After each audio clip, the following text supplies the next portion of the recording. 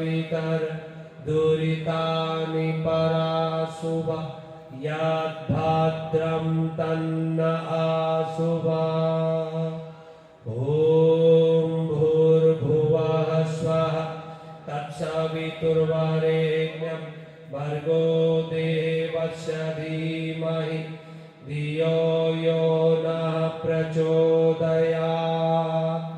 ॐ मंगलम भगवान विष्णु मंगलम गरुड़ध्वज मंगलम पुंडरीकाक्षो मंगलाय तनो हरि। आइए भाव भरा पूजन सभी लोग। ओम गुरुर्ब्रह्मा गुरुर्विष्णु गुरुरेव महेश्वरः गुरुरेव परब्रह्म तस्मै श्री गुरवे नमः। मातृवत् लालयित्री च पितृवत् मार्गदर्शिका नमोऽस्तु गुरुशतायै श्रद्धा प्रज्ञायुता चया। ॐ मायातु वरदे देवी त्र्यक्षरे ब्रह्मवादिनी गायत्री छन्दसां माता ब्रह्मयोने नमोऽस्तुते। ॐ नमोऽस्त्वनन्ताय सहस्रमूर्ते सहस्रपादाय शिरोनुबाहवे सहस्रनाम्ने पुरुषाय शाश्वते सहस्रकोटि युगधारिणे नमः। सहस्रकोटि युगधारिणे नमः। दक्षिण भारत प्रकोष्ठ गायत्री परिवार की ओर से, अंडमान गायत्री परिवार की ओर से हम श्रद्धेय डॉक्टर मना करते हैं वे अपना स्थान ग्रहण करें।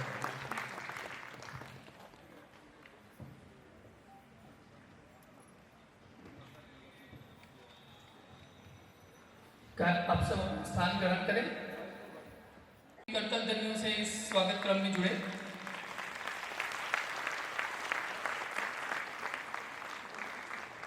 भाव से स्वागत होता है और हमारी कर्तव्य उस भाव में जुड़ती है। ये अंडमान का सौभाग्य है कि आज हम ये क्षण देख रहे हैं। बहुत लंबी यात्रा करके अनवरत यात्रा पर हम आदरणीय डॉक्टर साहब की चलती है। उस यात्राओं के क्रम में हमारे बीच में समय निकाल के आए हैं, तो एक बार फिर से कर्तव्य से उनका स्वागत करते हैं। साथ ही हम स्वागत करने के लिए बुलाना चाहेंगे श्री कैलाश जी को, जो हमारे दक्षिण जोन गायत्री परिवार के प्रभारी आदरणीय नरेंद्र ठाकुर साहब का स्वागत करेंगे।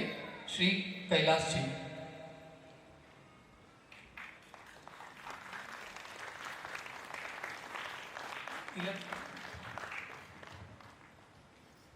तिलक से उनका स्वागत करते हैं।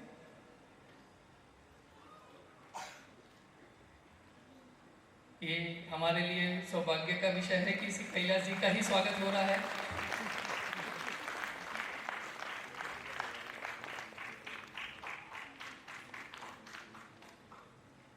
अब अगले क्रम में हम यहाँ पे एक गीत सुनना चाहेंगे। हमारी जो सपना दीदी बहन है वो आके हमको एक गीत यहाँ पे हम लोगों को अपने गीत से लाभान्वित करेंगे। आदरणीय सपना दीदी।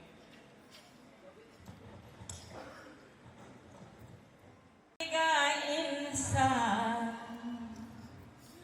जमाना देखेगा, गए जागेगा इंसान जमाना देखेगा, जागेगा इंसान जमाना देखेगा, नवीन का निर्माण जमाना देखेगा, नवीन का निर्माण जमाना देखेगा, जागेगा जागेगा इंसान जमाना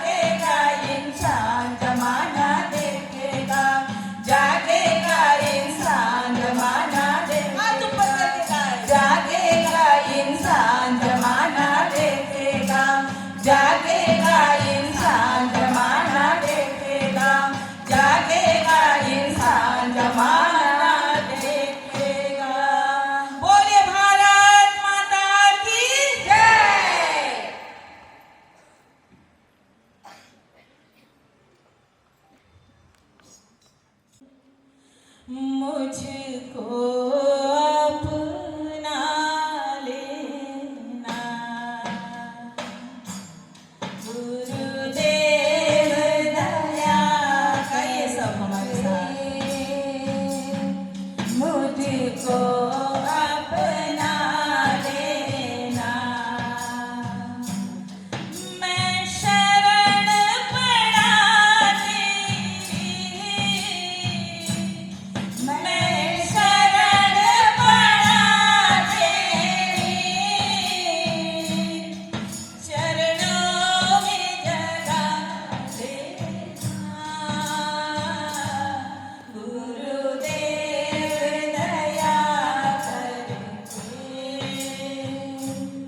मुझको अपना लेना।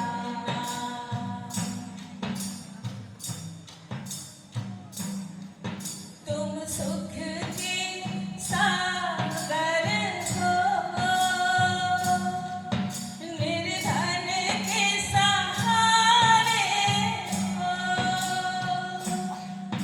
तुम सुख के सागर हो।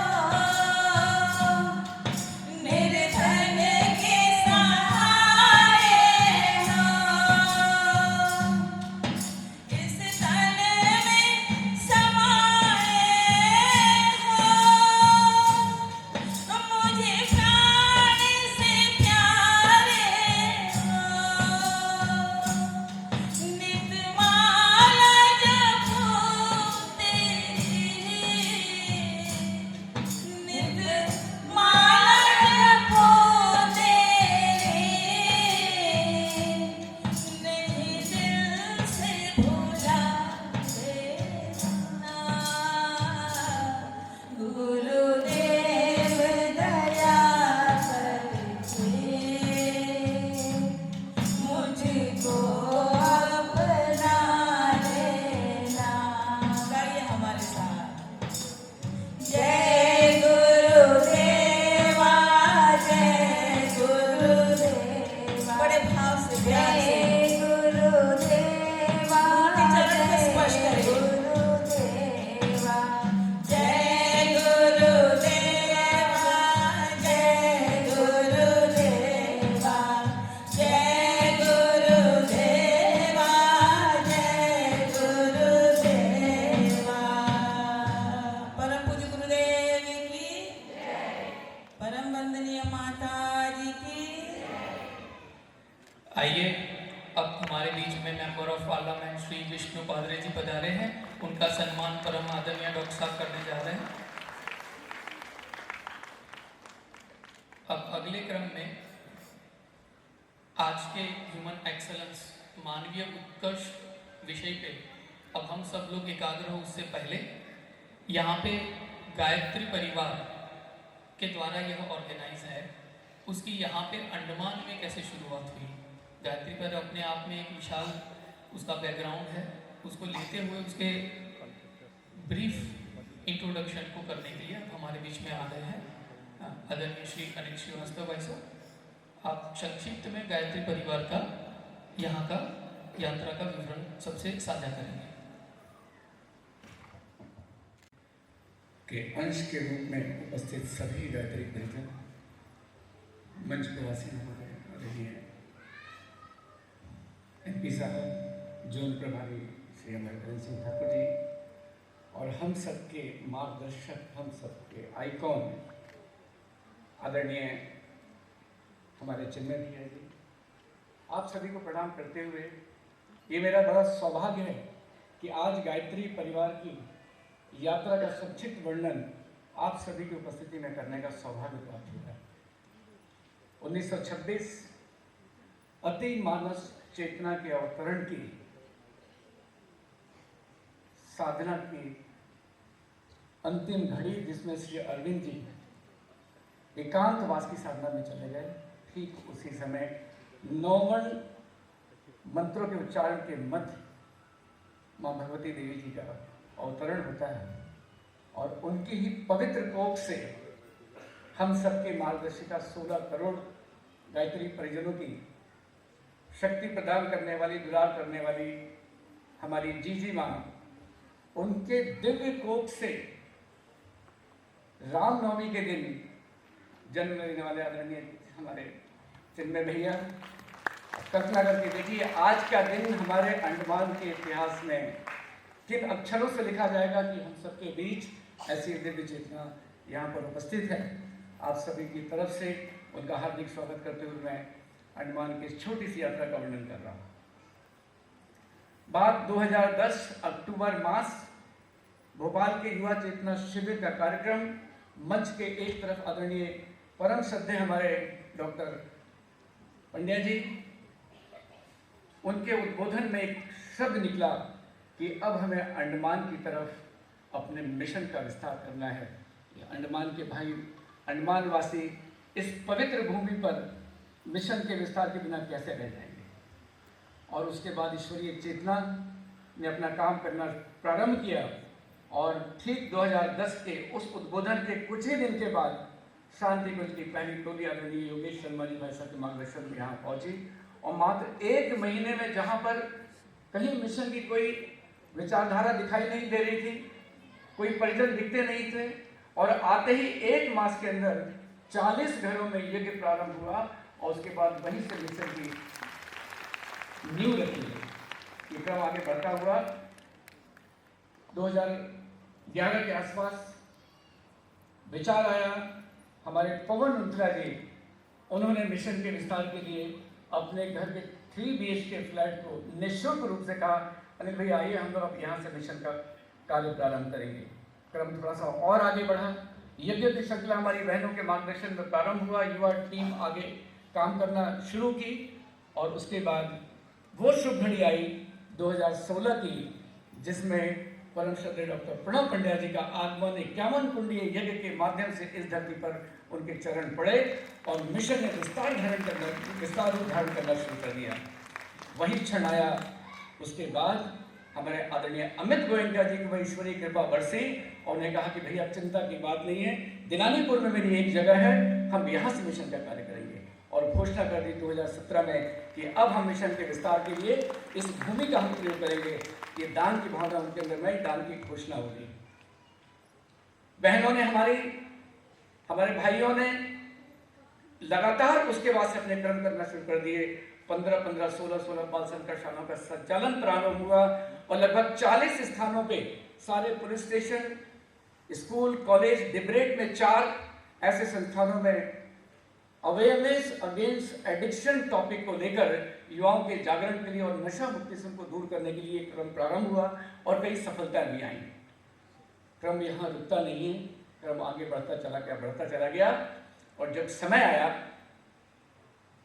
8 सितंबर 2025, जब दिव्य ज्योति कलश शांति कुंज से परम पूज्य गुरुदेव की शुभ संरक्षण में जीजी के आशीर्वाद से इस दिव्य कलश का आगमन जब 8 सितंबर को 2025 को अंडमान की भूमि पर आया और ठीक उसके स्वागत के लिए 2009 सितंबर को 1,62,000 गायत्री मंत्रों के जप के साथ ये प्रारंभ हुआ, साधना हुई, स्वागत हुआ शक्ति कलश का।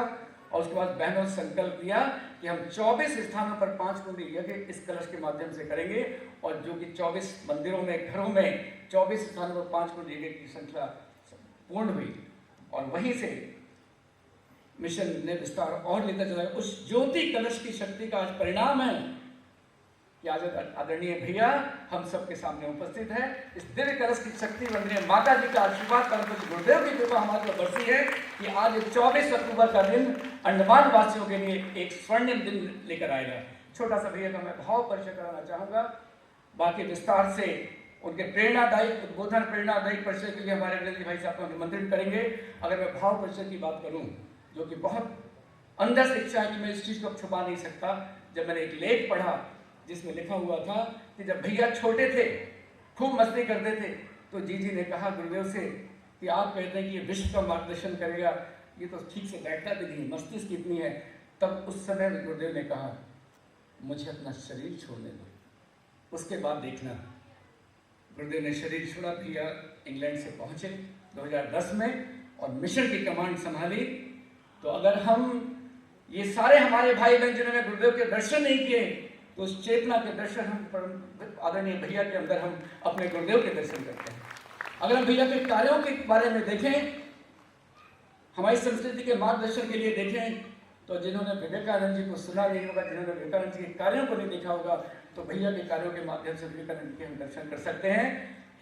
शांति कुंज में सप्त ऋषियों के कार्यों को देखें तो भैया के मार्गदर्शन जो 80 देशों से ज़्यादा जगह पर कार्य चल रहे हैं, उनके माध्यम से सप्त ऋषियों के कार्य को हम देख सकते हैं भैया के अंदर। ये छोटा सा भाव परिचय। अब मैं उस प्रेरणादायी मिशन की गतिविधियां, शांति कुंज की गतिविधियां और आदरणीय भैया के उपलब्धियों के उस प्रेरणादायी परिचय के लिए मैं आदरणीय वीरेंद्र भाई साहब से निवेदन करता हूँ आए और भैया का एक ऐसा परिचय कराएं कि सब उनसे उत्साहित होकर मिशन की गतिविधि को 4 गुना करने। आदरणीय वीरेंद्र भाई।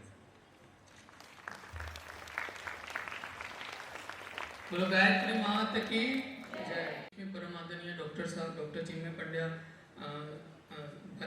डॉक्टर साहब का परिचय कराने के लिए यहाँ पे खड़ा हुआ हूँ। एक चीज़ जो आपसे शेयर करना चाहता हूँ कि गायत्री परिवार, अखिल विश्व गायत्री परिवार के 15 करोड़ मेंबर्स है, 5000 सेंटर है, उसके आज आप प्रतिनिधि के रूप में आज हमारे बीच में विद्यमान है, वो हमारे लिए बहुत गौरव का क्षण है। जब बचपन की बात करें तो परम पूज्य गुरुदेव वीर ऋषि पंडित श्री राम शर्मा आचार्य जी, जिन्होंने पूरा गायत्री परिवार बनाया, उनकी गोद में उनका बचपन बीता और भारत में MBBS करने के बाद लंदन में MRCP साइकेट्रिस्ट आपने की और लंदन में बड़ी एक हॉस्पिटल में, लंदन की प्रेस्टिजियस हॉस्पिटल में 10 साल सीनियर साइकेट्रिस्ट के रूप में, कंसल्टेंट के रूप में आपने सेवाएं दी। भारत की पुकार सुनते ही आदरणीय डॉक्टर चिन्मय पंड्या जी भारत वापस आए 2010 में और तब से जब उन्होंने पूरे विश्व में क्रांति के लिए देव संस्कृति विश्वविद्यालय में प्रति कुलपति के रूप में कार्यभार संभाला और तब से भारत हो, विश्व हो, भारत के प्रतिष्ठित संस्थान हो, चाहे भारत का DRDO हो, भारत का ICCR की गवर्निंग काउंसिल के आप मेंबर हो, आयुष की मिनिस्ट्री के आप मेंबर हो, भारत की प्रतिष्ठित संस्था जितनी भी IMA है, IITs है, वहाँ पे आपने उद्बोधन दी हो, वहाँ पे प्रेरणा दी हो। लेकिन भारत के साथ साथ वर्ल्ड की इंटरनेशनल बॉडीज़ की बात करते हैं तो WHO है जहाँ पे आप मार्गदर्शन देते हैं, UN है, UNESCO है, इन सारी संस्थाओं में आपने मार्गदर्शन प्रदान किया है। और जब उनके अवार्ड की बात करते हैं तो जब हम देखते हैं कि UNESCO के अंदर योग को हेरिटेज के रूप में प्रस्तुत करने की बात आई थी, तब आदरणीय डॉक्टर चिन्मय पंड्या जी ने पूरे भारत को रिप्रेजेंट किया था और योग को हेरिटेज मिला था।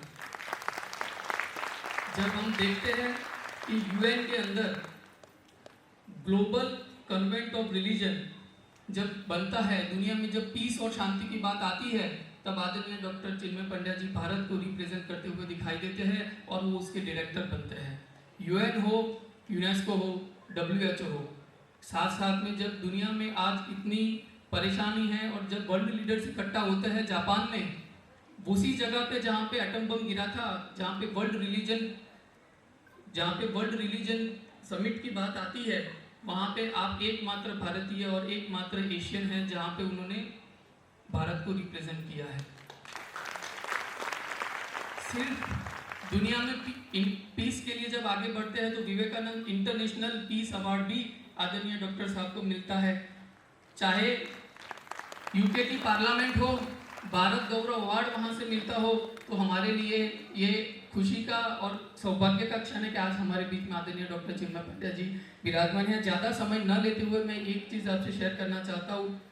पीस के साथ साथ जब हम विज्ञान के क्षेत्र में भी बात करते हैं तो नोबेल प्राइज के इक्विवेलेंट या उससे भी ज़्यादा स्पिरिचुअल वर्ल्ड का जो प्राइज है, टेम्पल्टन प्राइज, उसके दुनिया के सिर्फ 3 जूरी मेंबर्स भारत से हुए थे। आप भारत को रिप्रेजेंट किए हैं जूरी मेंबर के रूप में और वहाँ पे पूरी दुनिया में ये सारी चीज़ों में मार्गदर्शन प्रदान करते हैं।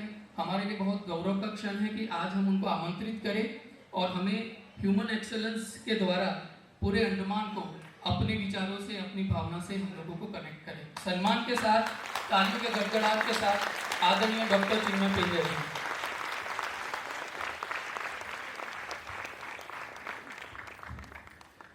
बहुत धन्यवाद विरल।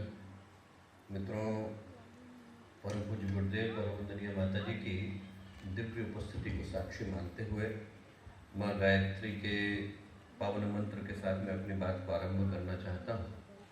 माँ गायत्री का ये पावन मंत्र भारतीय संस्कृति की आधारशिला के रूप में विख्यात है।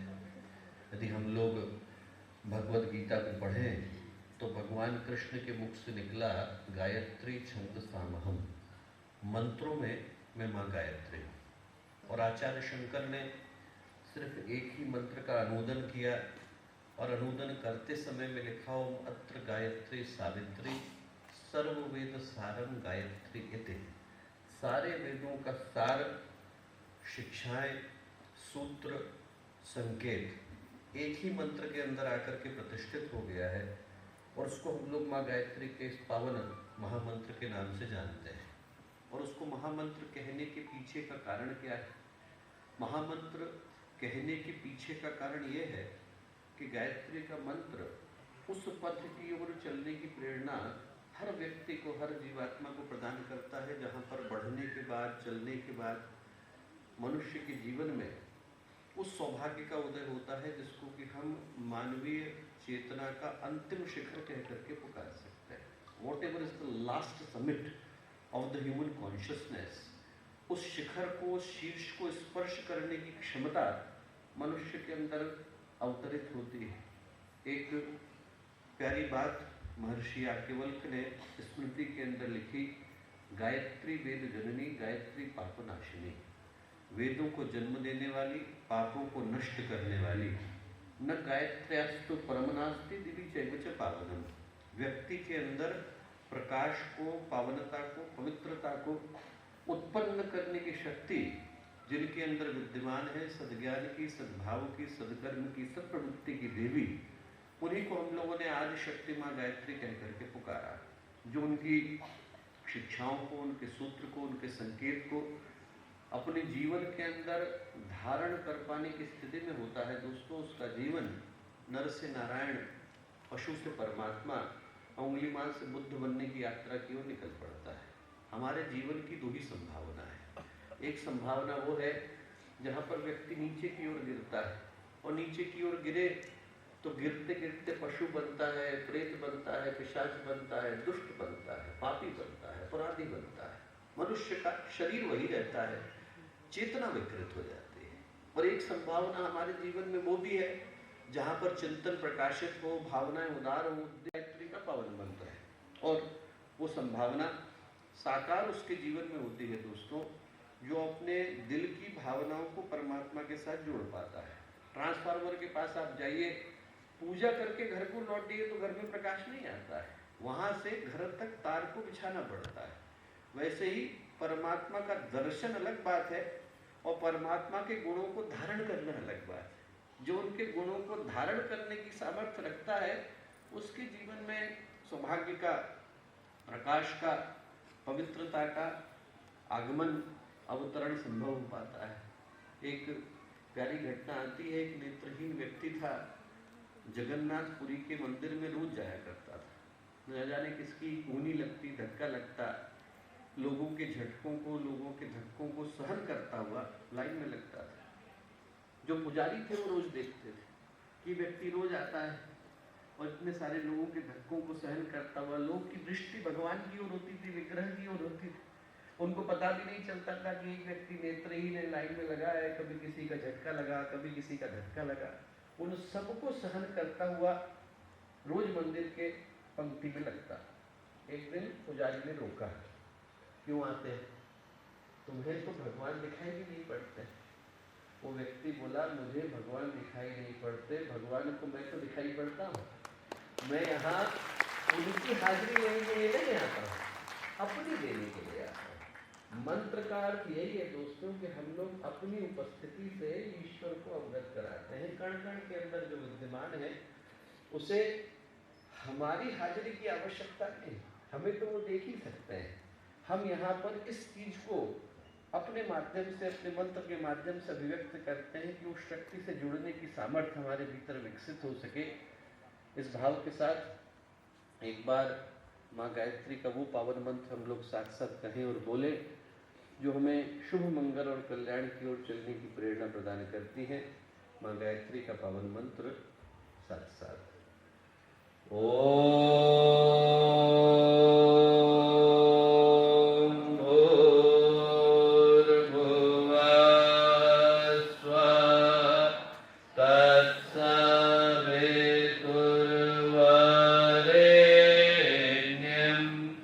भर्गो देवस्य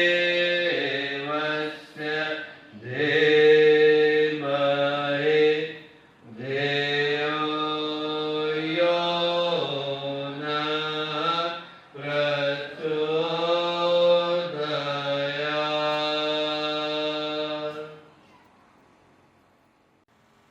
अंडमान की पवित्र भूमि, आज का एक ऐसा दिन जब हम लोगों ने यही अंडमान की भूमि पर गायत्री चेतना के विद्यमान बुद्ध अलौकिक अनावरण को संपन्न किया। ज्योति कलश का आगमन इसी पावन भूमि पर हुआ और आज के शुभ अवसर पर हम लोगों के साथ यहाँ पर उपस्थित शांति कुंज से आदरणीय नरेंद्र भाई साहब, यहाँ उपस्थित आदरणीय डॉक्टर रामगोपाल शर्मा जी भाई साहब, यहाँ उपस्थित इस क्षेत्र के प्रतिष्ठित जनप्रतिनिधि, यहाँ के सांसद महोदय, आदरणीय स्वामी जी, यहाँ उपस्थित इस क्षेत्र के सभी गणमान्य अध्यापकगण, अतिथिगण, गायत्री परिवार के सभी साधकगण, उपासकगण, भाइयों बहनों और प्यारे मित्रों, आज हम लोग यहाँ पर एक बड़े ही महत्वपूर्ण प्रश्न को लेकर के उपस्थित हुए हैं। और प्रश्न आदिकाल से चला आ रहा प्रश्न है। वो प्रश्न एक तरह से हमारे जीवन में सौभाग्य की सृष्टि करता है और सौभाग्य उसी के जीवन में आता है दोस्तों जो अवसर को पहचान पाने की सामर्थ्य सुरक्षित करता है। नहीं तो भगवान भी आए दरवाजा खटखटाए, यदि हम ही चटकली लगाकर के बैठ जाए तो भगवान को खाली हाथ में अपना पड़ता है। There are opportunities, but not all the opportunities turn into blessing. हर अवसर सौभाग्य में नहीं बदलता, बदलता उसी के जीवन में है जो उसको पहचान पाने की सामर्थ्य सुरक्षित रखता है। जो पहचान पाता है उसके जीवन में तो अवसर सौभाग्य की सृष्टि करके जाता है, और जो न पहचान पाए उसके जीवन में घटनाएं घटती हैं, अपनी उपस्थिति की एक पहचान देकर के चली जाती है। 12 साल का बालक था, महाराष्ट्र की भूमि थी और एक अद्भुत घटना उसके जीवन में घटी। घटना ये घटी कि विवाह करने के लिए गया, उन दिनों में छोटी उम्र में विवाह होते, जो विवाह करने के लिए गया तो शादी कराने वाले जो पुरोहित थे उन्हें वर वधू का लग्न करते समय में जोर से कहा सावधान। महाराष्ट्र की परंपरा है, महाराष्ट्र में शादी कराते समय में बोलते हैं सावधान। सावधान कहना था कि 12 वर्ष के नारायण के मन में जिज्ञासा वही प्रश्न आया कि मुझसे सावधान होने को क्यों कह रहा है। उनको लगा कि इसलिए कह रहा है कि न जाने कितने वर्षों की प्रतीक्षा के बाद ये मनुष्य का जीवन मिला है। हमारे शास्त्र कहते हैं बड़े भाग मनुष्य पावा, सुर दुर्लभ सुगंध गावा। बड़े भाग्य से, बड़े सौभाग्य से जीवात्मा को मनुष्य का जीवन मिलता है। उनको भी लगा कि न जाने कितने वर्षों की प्रतीक्षा के बाद उसको हो सकता है कि मनुष्य का जीवन धारण करने का अवसर मिला हो। तो इसका उद्देश्य क्या है? जीवन का छोटा सा कार्य लोग करते हैं, एक मोबाइल खरीदने के लिए जाते हैं, सब्जी खरीदने के लिए जाते हैं, तो कितनी पड़ताल के बाद जाते हैं। और एक मनुष्य का जीवन मिला, ये नर का तन है, इसके लिए शास्त्र कहते हैं कि इससे बढ़कर के सौभाग्य भगवान के खजाने में दूसरा है नहीं। अपने अंदर के उस सौभाग्य को तलाशने का भाव उस 12 साल के नारायण के मन में आया। वहां से उठे, शादी के मंडप को त्यागा, त्र्यंबकेश्वर के पास टापली का जंगल है जाकर के बैठे। 12 वर्ष के बाद दोबारा उठे तो उनका नाम समर्थ गुरु रामदास हो गया। और घटना बड़ी साधारण थी। घटना इतनी थी कि 12 साल के बच्चे को शादी कराने वाले पंडित ने सावधान होने के लिए कहा। न जाने कितनों को कहा होगा, न शादी कराने वाले पंडित सावधान हुए, न शादी करने वाले वधू सावधान हुए, और एक के जीवन में क्रांति घट गई। क्रांति घटाने के लिए जरूरी नहीं है कि बाहर क्या घट रहा है, क्रांति घटाने के लिए जरूरी है कि भीतर क्या घट रहा है। उस दृष्टि से सोच करके देखें तो आज का दिन दोस्तों हमारे लिए महत्वपूर्ण प्रश्न को लेकर के आया। और प्रश्न ये लेकर के आया कि मनुष्य का जीवन सौभाग्य के रूप में मिला, क्या अभिशाप के रूप में मिला? क्या इसलिए मिला कि कि इसके माध्यम से हम लोग उस विरासत की रचना करके जाएं जिस पर कभी स्वामी विवेकानंद, परम पूज्य गुरुदेव, महर्षि रमण महर्षि जैसे महापुरुष चलते और अपने जीवन को जीते दिखाई पड़ते हैं। या फिर इसलिए मिला कि हम लोग दर्द से, परेशानी से, कुंठा से, हताशा से, निराशा से अपने जीवन को जी करके चले जाए। आज के हम लोग दृष्टि दौड़ा करके देखें तो मनुष्य छोटी छोटी परेशानियों में अपने जीवन को गंवाता नजर आता है। और ऐसे में आज का एक प्रश्न महत्वपूर्ण हो जाता है। गुरुदेव ने कहा कि सबसे पहले बाकी के प्रश्नों का उत्तर व्यक्ति ढूंढे, उससे पहले ये जानना जरूरी है कि मनुष्य के जीवन का उद्देश्य क्या है, पाना क्या है, लक्ष्य क्या है, जाना कहाँ है। उस उद्देश्य को प्राप्त करने के लिए, हासिल करने के लिए जो यात्रा है उसकी का नाम मानवीय उत्कर्ष, उसकी का नाम ह्यूमन एक्सीलेंस। एक कहानी गुरुदेव ने लिखी है प्रज्ञा पुराण के अंदर, और कहानी एक ऐसे किसान की लिखी है जिसने कहीं पर सुना कि जो गांव के पास नदी बहती है, नदी के किनारे जो बहुत सारे करोड़ों पत्थर पड़े, पत्थरों में से एक पत्थर पारस का पत्थर है। उसको लगा कि मुझे मिल जाए तो मैं हर चीज को सोना बना दूंगा, और दिखने में सारे पत्थर एक जैसे लगते। तो अब कैसे पता चले कि कौन सा पत्थर पारस का पत्थर है? तो उसने एक नियम बनाया, हर रोज सुबह सुबह अपने बाएं हाथ में लोहे का बुरादा लेकर के निकलता है, पत्थर को उठाता, बुरादे में घिसता। वो बुरादा सोने में बदल गया तो ठीक, नहीं बदलेगा तो उस पत्थर को उठा करके पानी में फेंक देना, ताकि दोबारा उसी पत्थर को न उठाना पड़े। नियम बहुत अच्छा है।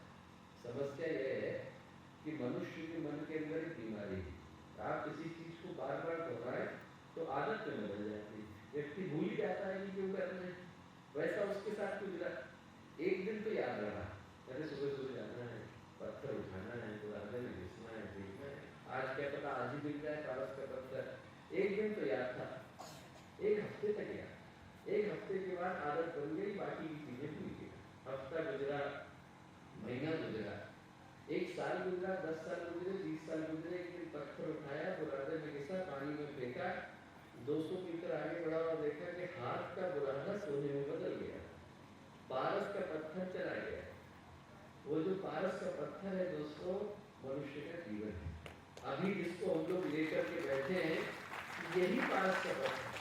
किसी के अंदर संभावना है, एक दिन अंतिम सांस आ जाती है, भगवान चेकआउट का नोटिस भेज देता है, बहुत दिन रहिए, खाली करो, और व्यक्ति को समय रहते होश आ जाए, बोध आ जाए। स्वामी विवेकानंद के लिखे गए अंतिम पत्रों में से एक पत्र में लिखा कि जब तक मनुष्य को जीवन जीने की समझ प्राप्त होती है, तब तक तो भगवान ऊपर चला। समय रहते ही व्यक्ति को होश आ जाए, बोध आ जाए, जागृति आ जाए, जागरूकता आ जाए, अवेयरनेस आ जाए, इस मनुष्य के जीवन को जीना कैसे है, तो वहीं पर उत्कर्ष की यात्रा प्रारंभ हो जाती है। एक उद्देश्य जो इस प्रेजेंटेशन को क्रिएट करने के पीछे का था वो यही कि जिसको भारतीय शास्त्र कहते हैं मनुष्य का जीवन सौभाग्य की सृष्टि, उसको प्राप्त करने का तरीका क्या हो सकता है। और एक बहुत व्यक्तिगत कहानी थी। मैं लंदन के हॉस्पिटल में कंसल्टेंट था, चैरी क्रॉस नाम है। वहाँ हमारे सामने एक 27 साल का बच्चा आया। उसके पिताजी लंदन के सबसे अमीर व्यक्ति थे, कैम्ब्रिज यूनिवर्सिटी को उस बच्चे ने टॉप किया था। एक ही दिक्कत थी, कोकेन मिलता था, और कोई व्यक्ति यदि लंबे समय तक कोकेन को ले तो उसको एक विचित्र तरीके के सिम्टम होने लग जाते हैं। हम उनको बोलते हैं मिलीपुशियन हेलुसिनेशंस। किसी ने भी कहानी पढ़ी हो गुलिवर मिलीपुश, तो वहां से वो शब्द निकल करके आया। उसको अपने शरीर पर छोटे छोटे व्यक्ति चलते हुए दिखाई पड़ते थे, नहीं दिखाई पड़ते, और उनको निकालने के लिए वो इंसुलिन की सिरिंज लेकर के उनको खोदने की कोशिश करता था। जिस रात को उसको देखा, उस रात उसके शरीर में दोस्तों 27 के करीब फेफड़े, आप हड्डी देख सकते हो, बड़ी परिस्थिति। और वो व्यक्ति हमेशा गुस्से से भरा रहता था, किसी न किसी को निकालने की, किसी न किसी चीज को, लोगों को धक्का देने की, उसको बाहर करने की, उससे लड़ने की कोशिश करता रहता। अपने अंदर जो उसके हम लोग वेट डालते थे, वो सारे कैलोरा को निकाल देता था, लोगों को धक्का दे देता था, गुस्से से भरा हुआ। मैंने उससे पूछा इतना गुस्सा किससे? बोले आप लोगों से नहीं, मैं अपने पिता से पूछता हूँ। क्यों? बोले आप सोच के देखो, एक सामान्य व्यक्ति अपनी जिंदगी में कुछ पाने के लिए दौड़ रहा है, अच्छी एजुकेशन चाहता है ताकि उसको जॉब मिले, जॉब चाहता है ताकि घर बने, घर चाहता है कि इसके अलावा तो जिंदगी की दौड़ नहीं। बोले मैं 18 साल का था, 3 फरारी गिफ्ट में मिल गया, 20 साल का हुआ हेलीकॉप्टर गिफ्ट में मिल गया, जीवन में ऊपर जाने को तो नहीं था, नीचे गिरने को ऊपर जाना। मैंने कहा देखिए आपके पिताजी इसके लिए रिस्पॉन्सिबल नहीं, उनका इरादा आपके जीवन को डिस्ट्रॉय करना नहीं है। उनने वही किया जो उनको लगा कि आपके लिए करना जरूरी है। पर आप ये सोच करके देखो कि ये आपके पिता जरूरी भी है तो जीवन किसका है? आप जिंदगी भर अपने पिता को दोष देते हुए तो नहीं गुजार सकते हो ना। किसी ने किसी को तो जीवन का उत्तरदायित्व तो लेना पड़ेगा। somebody has to take the accountability for it। दोबारा देखा नहीं। 3 साल के बाद उसने साउथ अफ्रीका से चिट्ठी लिखी। आपने उस दिन वो बात कही थी, बड़ी दिल में गहरी चुभ गई, वो निकल गया। भटकते भटकते भारत पहुंचा। भारत में बस्तर, आप लोग जानते हैं बस्तर एक स्थान है, वहां पहुंचा। बस्तर में उसने देखा कि किसान है, खाने को भी नहीं है, पीने को भी नहीं है, भूखा है, प्यासा है, 4 बच्चे हैं, पर इतना खुश परिवार है। जो छोटा मोटा खा रहे थे रूखा सूखा, वो खाने के लिए उन्होंने उसको भी बुला लिया, बोले भैया तू भी हमारे साथ खा ले। इसको बड़ा आश्चर्य हुआ। इसने अपने इंटरप्रेटर से कहा कि मैंने इनसे ये तो पूछो कि इतने खुश कैसे हैं, इनके पास तो कुछ भी नहीं। जैसे ही इंटरप्रेटर ने पूछा तो उस किसान ने बोला इनसे किसने कह दिया कि मेरे पास कुछ नहीं, इनसे कहिए कि मेरे पास परिवार है। बस सुना था। बोले मैंने नेक्स्ट फ्लाइट पकड़ी, लंदन को गया और लंदन पहुंचते से ही अपने पिताजी को गले लगाया और बोले हम लोग फूट करके 4 घंटे रोए। पहली बार याद आया जिंदगी की जो खुशियां बाहर ढूंढ रहा था वो घर के भीतर। बोले जिन चीजों को खोजने के लिए मैं दुनिया भटका वो मेरे ही घर के अंदर विद्यमान। उसने प्रश्न पूछा कि जिंदगी खुशियों में कैसे बदल गई, और उस प्रश्न का उत्तर यहाँ पर है दोस्तों। जिंदगी में भी उद्देश्य है, पर्पस है, तो आपका हर क्षण उत्सव में बदल जाता है। Every single second is celebration. पर यदि जीवन में उद्देश्य नहीं है तो हम लोग बोझ की तरह से ढो रहे हैं, it's a burden. We have no idea where to take it, what to do with it. तो आज का दिन जो है वो हर व्यक्ति को एक बहुत छोटी सी चीज याद दिलाने के लिए आया कि हमारे जीवन की खुशियां कहीं बाहर नहीं, हमारे साथ अभी इसी क्षण लग जाए। और उसको जो ढूंढने की यात्रा है वो बड़ी यात्रा नहीं है। 3 चरणों से प्रेजेंटेशन गुजरता है। पहला, महापुरुषों की दृष्टि में मनुष्य के जीवन का मूल्य क्या है, जो अपने जीवन को उद्देश्य के साथ जी करके गए, उनकी दृष्टि में इस मनुष्य के जीवन का उद्देश्य क्या हो सकता है। दूसरा, उस बेंचमार्क पर आज मानवता क्या कर रही है। तीसरा, सही नहीं कर रही है तो क्या करने की आवश्यकता है। जब बात महापुरुषों की आती है तो मेरी दृष्टि में स्वामी विवेकानंद से बढ़कर के दूसरा महापुरुष और सोचना मुश्किल है। एक ऐसे जीवन को वो जी करके गए जिसमें जीवन का हर आयाम शिखर के ऊपर प्रतिष्ठित था। बहुत सारी बातें जो स्वामी विवेकानंद ने कही वो अद्भुत कही, अलौकिक कही, और जो ये बात है वो लगभग हर उस व्यक्ति के लिए जो अपने जीवन में कभी ठगा, सहमा, ठिठका हुआ महसूस करता है। कभी भी जिंदगी का वो क्षण आए जब हम लोग अवसाद से गुजर रहे हो, मन डिप्रेशन से गुजर रहा हो, मन के अंदर नकारात्मकता आ रही हो, तो हमें विवेकानंद की इस बात को स्मरण कर लेने की आवश्यकता है। उन्होंने कहा कि दुनिया की सारी शक्ति, all the power of the universe is already hours. हम लोग दुनिया की सारी शक्ति को लेकर के बैठे हैं, पर यदि हम ही अपने चेहरे को ढक करके बैठ जाएं तो किसी और को इसके लिए दोषी नहीं ठहरा सकते। यहाँ के दरवाजे बंद कर दिए जाए, पर्दे लगा दिए जाए, लाइट ऑफ कर दी जाए, मैं अपने चेहरे को ढक करके बैठ जाऊँ और शिकायत करूँ आज के साथ सूरज उगा ही नहीं, तो सूरज तो उगा है भाई, मैं देखने से मना कर रहा हूँ। मनुष्य का जीवन मिला तो मिलने के साथ साथ संभावनाएं मिली। अब्राहम लिंकन 15 बार उनका जो है पैसा जमानत के तौर पर वसूला गया। आप जरा सोच करके देखिए, लोग चुनाव लड़ते हैं, 15 टाइम्स उनके जमानत के पैसे जब्त हुए और अंत में वो अमेरिका के इतिहास के सबसे प्रसिद्ध राष्ट्रपतियों में से एक गिने गए। हम लोग जब संस्कृत पढ़ते हैं तो संस्कृत में कहानी पढ़ते हैं वरदराज की। वरद का अर्थ होता है श्रेष्ठ और वरद का अर्थ बैल भी होता है। उनको लोगों ने श्रेष्ठ इसलिए नहीं कहकर के पुकारा, वरद इसलिए नहीं कहकर के पुकारा कि वो श्रेष्ठ थे, इसलिए कहकर के पुकारा क्योंकि दिमाग जो है बैल की तरह से था। उनके जो शिक्षक है उनको पसंद नहीं करते थे, सहपाठी बैठना नहीं चाहते थे, माता पिता पीछे की तरफ बैठाते थे। एक दिन दुखी होकर के घर से निकले, एक मंदिर की सीढ़ियों पर बैठे थे। उनने वहां पर देखा कि चींटी जो है शक्कर के टुकड़े को उठाने का प्रयत्न कर रही है। 20 बार लड़खड़ाई, 21वीं बार में उठाई है।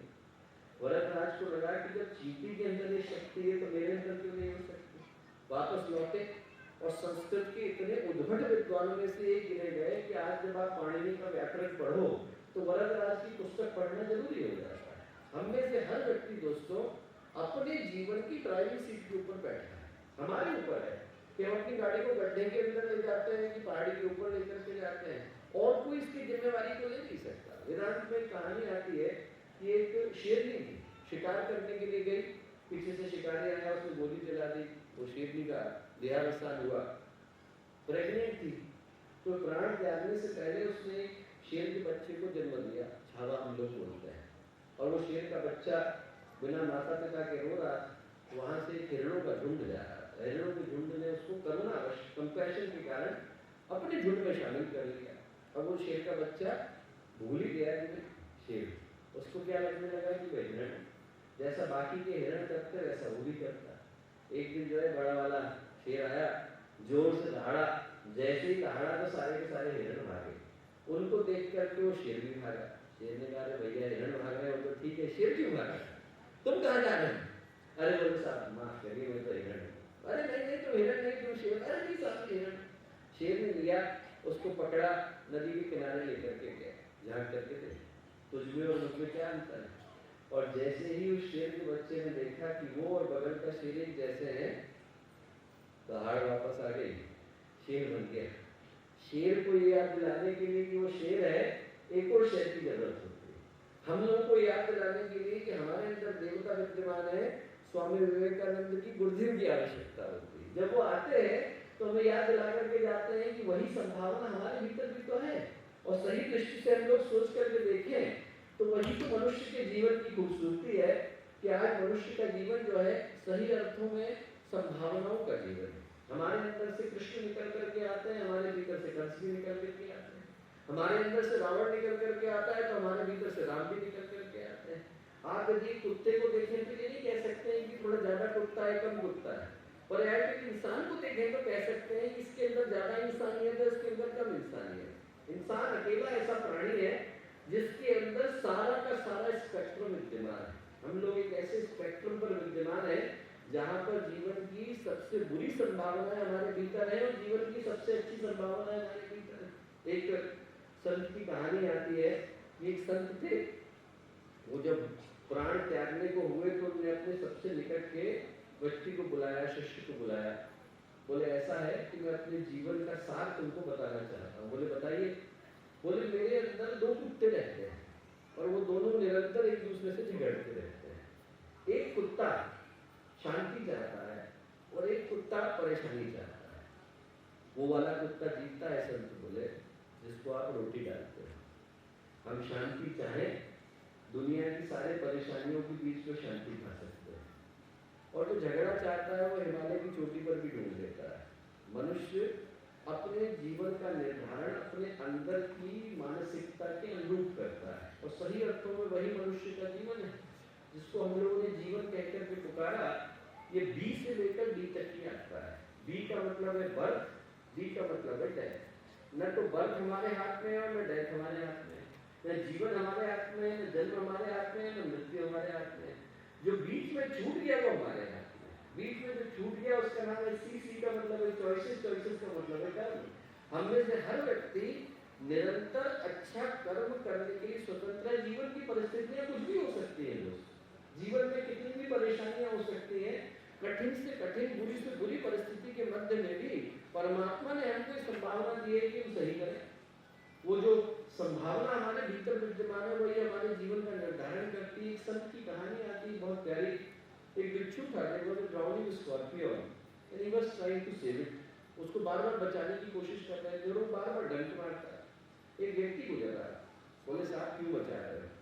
It is his nature to bite. उसका जो है डंक मारने का स्वभाव है। संत ने तब भी उसको उठाया, किनारे रखा, बोले it may be his nature to bite, it is my nature to save. उसका कुछ भी हो सकता है, तो मेरा जो धर्म है वो बचाना है।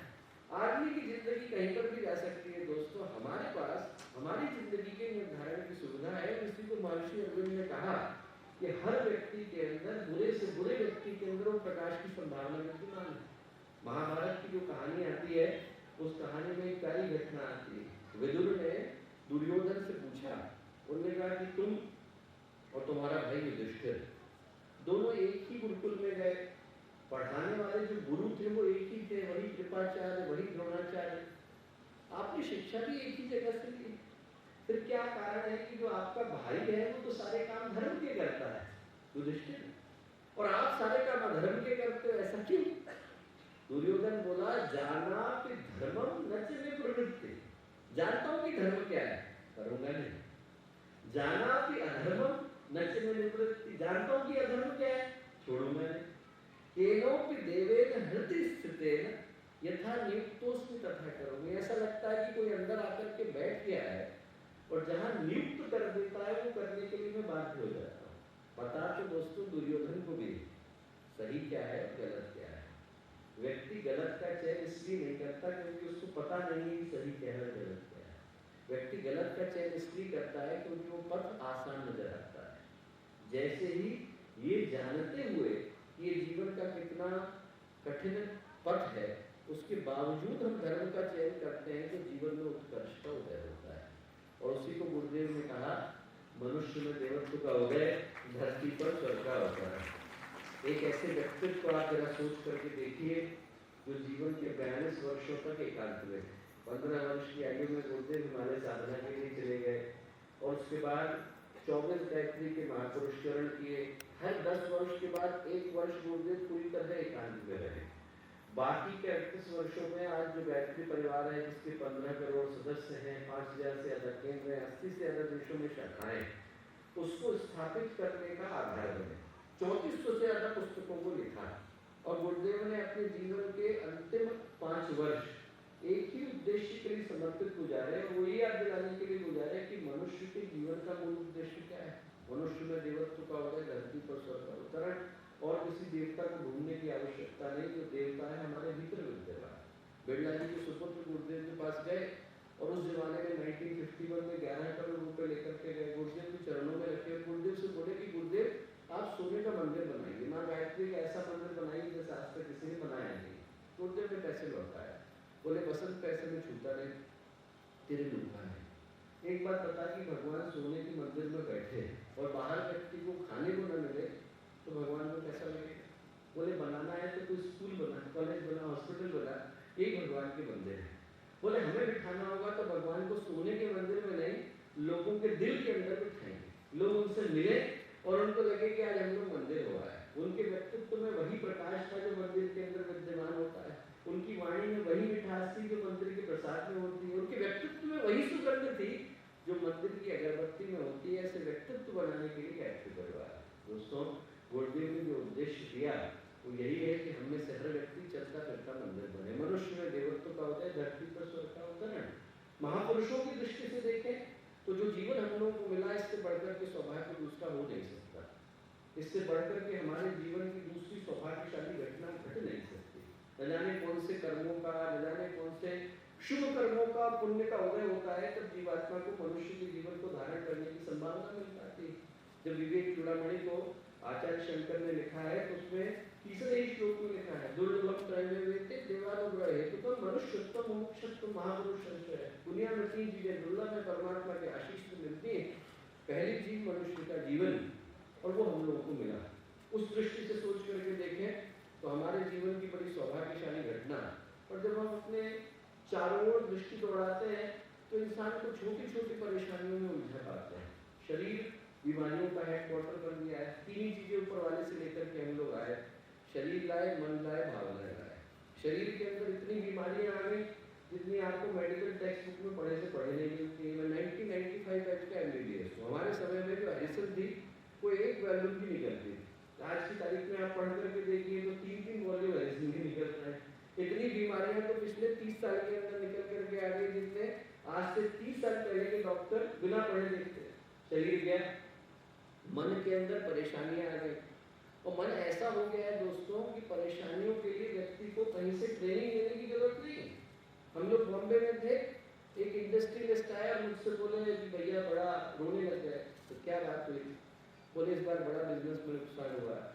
क्या हो गया? तो बोले 1 करोड़ का नुकसान हुआ। अरे मैंने कहा बहुत हो गया, भगवान चाहेंगे तो अगली बार रिकवर करेगा। उनकी पत्नी बोली भैया इनकी बात मत सुनना। मैंने कहा क्यों? 15 करोड़ का फायदा सोच करके बैठे थे, 14 करोड़ का फायदा हुआ है, नुकसान नहीं हुआ है।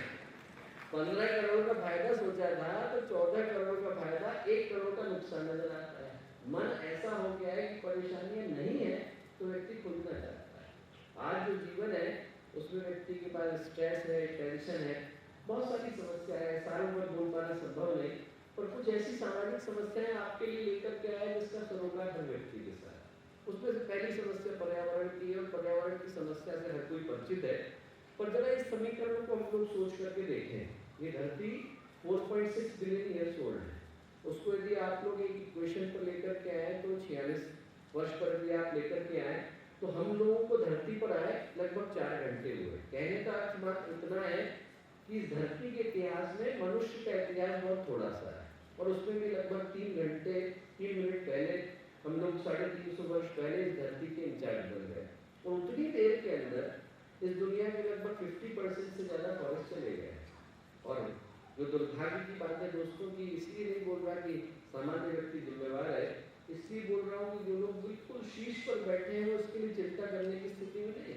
मेरे एक मित्र थे, उनको नोबेल प्राइज मिला फिजिक्स का। उनने एक मीटिंग में मुझको बुलाया जहाँ पर 30-30 नोबेल प्राइज विनर थे। तो आपको लगेगा कि 30-30 नोबेल प्राइज विनर है तो कुछ काम की बात हो रही होगी। वो लोग क्या बात कर रहे थे? वो ये बात कर रहे थे कि how to mine the moon, कि हम लोग चंद्रमा की खुदाई कैसे करें, ये धरती तो भेज अब जाकर के दूसरे को बिगाड़ने की आवश्यकता है। व्यक्ति ऐसा हो गया है दोस्तों कि आप उसको बोलिए कि आप पेड़ लगाइए और आपको ऑक्सीजन मिलेगी, लगाने को तैयार नहीं। आप बोलिए कि आप पेड़ लगाइए और आपको फ्री का वाईफाई मिलेगा तो व्यक्ति लगाने के लिए तैयार हो जाता है। उसके जीवन की प्राथमिकताएं बदल गई और ये घटा इसलिए क्योंकि हम लोग विकास को चाहते हैं। विकास से किसी को प्रॉब्लम नहीं, विकास नहीं हो तो हम लोग सुबह हरिद्वार में बैठे थे, आज आप लोग बीच में अंडमान में कहाँ बैठ पाते? विकास के कारण ही तो बैठे।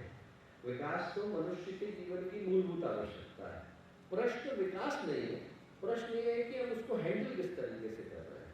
जो साइंटिफिक डेवलपमेंट है वो जरूरी है, पर उसको हैंडल करने के लिए क्या व्यक्ति सही तरीके से तैयार है? और मेरी दृष्टि में 3 चीजें घटी जैसे जैसे टेक्नोलॉजिकल एडवांसमेंट आया। एक तो ये हुआ कि हमने हर व्यक्ति को धीरे धीरे करके ज्यादा अकेला बना दिया। पहले व्यक्ति जो है समाज में बात करने के लिए बाहर निकलता था। मुझे नहीं पता कि अंडमान में क्या स्थिति है, पर निश्चित रूप से आप महानगरों में जाकर के देखें तो पहले क्या है, आदमी का आपका सोशल सर्किल होता था, लोग घर से बाहर निकलते थे, लोगों से बात करते थे। और जैसे जैसे दुनिया फोन के अंदर सिमटनी शुरू हुई, आपकी एजुकेशन वहाँ आ गई, आपका एम्प्लॉयमेंट वहाँ आ गया, आपकी मार्केटिंग वहाँ आ गई, आपका सेल्स वहाँ आ गया, आपके रिश्ते वहाँ आ गए।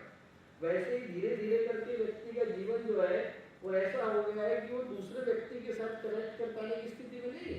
ब्रुनेल यूनिवर्सिटी में उन लोगों ने एक कोर्स चलाया, how to talk to normal people, क्योंकि हर व्यक्ति तो चैटिंग कर रहा है।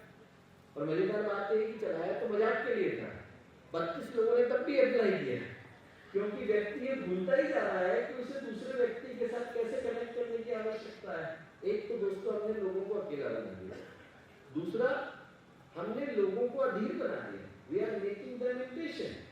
पहले क्या है, चिट्ठी जाती थी और लोग बड़े धैर्य के साथ उस चिट्ठी के उत्तर की प्रतीक्षा करते थे। अभी क्या है, एक टिक आ गया चला गया, 2 टिक आया डिलीवर हो गया, अब ब्लू हो गया उत्तर जल्दी दे रहा है।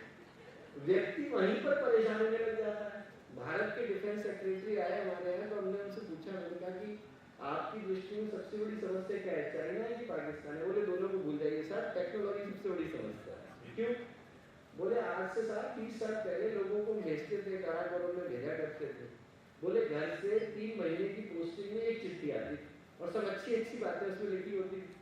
बोले अब व्यक्ति बॉर्डर पर पोस्ट होता है, सुबह से शाम में 100 व्हाट्सएप पर मैसेज आ जाते हैं, कर कुछ सकता नहीं। बोले वो व्यक्ति इतना परेशान होता है कि बार बार, बोले 10 दिन की पोस्टिंग में हम पे 20 एप्लीकेशन आ जाती है कि हमें वापस भेजिए। व्यक्ति दोस्तों पहले की तुलना में ज्यादा इम्पेशेंट हो रहा है और अटेंशन लेवल जा रहा है। 1973 में कैम्ब्रिज विश्वविद्यालय ने एक शोध करी ये जानने के लिए कि एक विषय पर लोग कितनी देर के लिए धैर्य से सुन सकते हैं। उस समय जब शोध करी तो परिणाम निकला 22 मिनट्स। इसीलिए टीवी के सीरियल 22 मिनट्स लंबे होते थे और 8 मिनट का एडवर्टाइजमेंट होता था। आज उनने उसी शो को रिपीट करके देखा तो आपको आश्चर्य होगा, वो घट करके 18 सेकंड पर आ गए। 18 सेकंड में व्यक्ति का मन कहीं और चला जाता है। और आप जाकर के बड़े शहरों में देखिए, माता पिता के साथ गए, बाहर रेस्टोरेंट में बैठे, कि हम उनका इस्तेमाल करें। लोग इसलिए बने थे कि हम उनको प्यार करें। हो क्या रहा है, हम लोगों को तो इस्तेमाल कर रहे हैं, चीजों को प्यार कर रहे हैं। तो जो परिणाम है वो हम लोग की आंखों के सामने है। परिणाम ये है दोस्तों कि आज लोगों के पास घर बड़े हो गए, परिवार चले गए। पहले की तुलना में घर बड़े और उसके अंदर परिवार नहीं रह गए। व्यक्ति के पास एजुकेशन ज्यादा है, कॉमन सेंस चली गई। कोई व्यक्ति की कहानी आती है, वो बड़ी डिग्री लेकर के आया, वो मंदिर में पहुंचा, उसने मंदिर के पुजारी से कहा कि एक बार बताओ कि दुनिया में सबसे बड़ा कौन है। मंदिर के पुजारी बोले भगवान बड़ा है। बोले भगवान बड़ा है तो मंदिर में क्यों खड़ा है। बोले अरे साहब मंदिर उनका घर है। बोले मंदिर बड़ा है तो धरती पे क्यों खड़ा है। बोले अरे धरती धारण करती है, धारण करती धरती, धरती माँ है। बोले धरती बड़ी है तो शेषनाग जी के ऊपर क्यों खड़ी। बोले शेषनाग जी तो भगवान है। बोले शेषनाग बड़े हैं तो शिव जी के गले में क्यों पड़े हैं। अरे बोले भगवान शिव है। बोले शिव जी बड़े हैं तो कैलाश पे क्यों खड़े हैं। अरे बोले उनका घर है। कैलाश बड़ा है तो हनुमान जी की कानी उंगली पे क्यों खड़ा है। हनुमान जी उठा के ले गए थे। वहां एक संत थे, सुन रहे थे, बोले तुझसे कहते तू ही सबसे बड़ा है। उनने जैसे ही उससे कहा तो खुश हो गया। संत बोले एक बात बता भैया, तू सबसे बड़ा है तो मंदिर के नीचे क्यों खड़ा है। व्यक्ति के पास एजुकेशन आ गई है, कॉमन सेंस चला गया दोस्तों। व्यक्ति जो है बड़ी बड़ी डिग्री लेकर के आता है, घर का बल्ब बदल नहीं पाता है। व्यक्ति के पास पहले की तुलना में ज्यादा अच्छे हॉस्पिटल है, डॉक्टर है, सर्जरीज है, पर व्यक्ति हेल्थ की दृष्टि से अपने आप को गंवा करके बैठा है। पहले की तुलना में हम लोगों के पास चंद्रमा तक पहुंचने की सामर्थ्य है। बड़े शहरों में चले जाइए तो पड़ोसी का पता नहीं है व्यक्ति को। और आज दुर्भाग्य है कि पैसा ज्यादा है, मन की शांति चली गई, नॉलेज ज्यादा आई, पर विजडम चली गई। और जो सबसे बड़ा दुर्भाग्य हुआ वो ये कि जनसंख्या बढ़ गई पर मानवता कहीं पर चली गई। और आज की इस दुर्भाग्यपूर्ण परिस्थितियों में दोस्तों जिंदगी एक रेस बन करके रह गई। कहाँ पर तो मनुष्य का जीवन सौभाग्य के रूप में मिला था, कहाँ पर हर व्यक्ति दौड़ रहा है और उसे ये भी नहीं पता कि मैं दौड़ क्यों रहा हूँ, किस चीज के लिए दौड़ रहा हूँ। सिर्फ जिंदगी दौड़ बन गई। वो एक गोरकी ने कहानी लिखी है कि एक व्यक्ति था, उसने कहीं पर सुना कि साइबेरिया में जमीन मुफ्त में मिल रही है। गया वो, जो वहाँ का प्रधान था, उससे पूछा जमीन मुफ्त में देते हैं। बिल्कुल मुफ्त में देते हैं भैया, क्या करना पड़ेगा। बोले कुछ नहीं करना पड़ेगा, सुबह का सूरज उगेगा, अब आपको 4 झंडियाँ पकड़ाएंगे, आप पकड़ करके भागना। जितना नॉर्थ में भागे उतना भागना, पहली झंडी गाड़ना, पूर्व में दूसरी गाड़ना, पश्चिम में तीसरी गाड़ना, दक्षिण में हम लोग खड़े, जितना नाप लोगे उतना आपका है। बोले बस। बोले हाँ। फिर आज तक किसी को मिला क्यों नहीं। बोले अरे सवेरे दौड़ो तो पता चलेगा। सवेरे का सूरज उगा, गांव के प्रधान ने 4 झंडियां पकड़ाई, बोले सूरज ढलने से पहले आ जाना। अब उसने भागना शुरू करा। जितना भागा उतना लालच बढ़ा।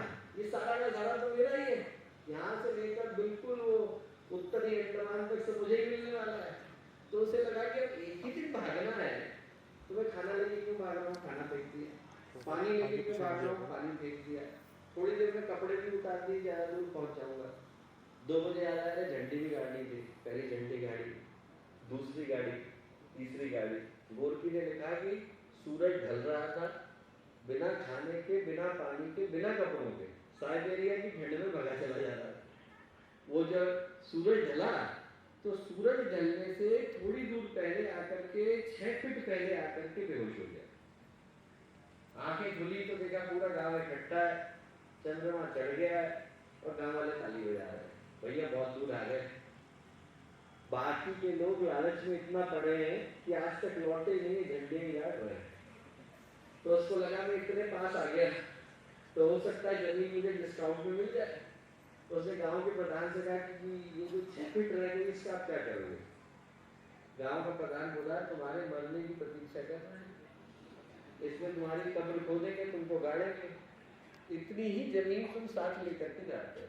कहानी का नाम है 6 फीट अंडरग्राउंड। ज्यादा कोई लेकर के जाता नहीं, भागा कोई रहा।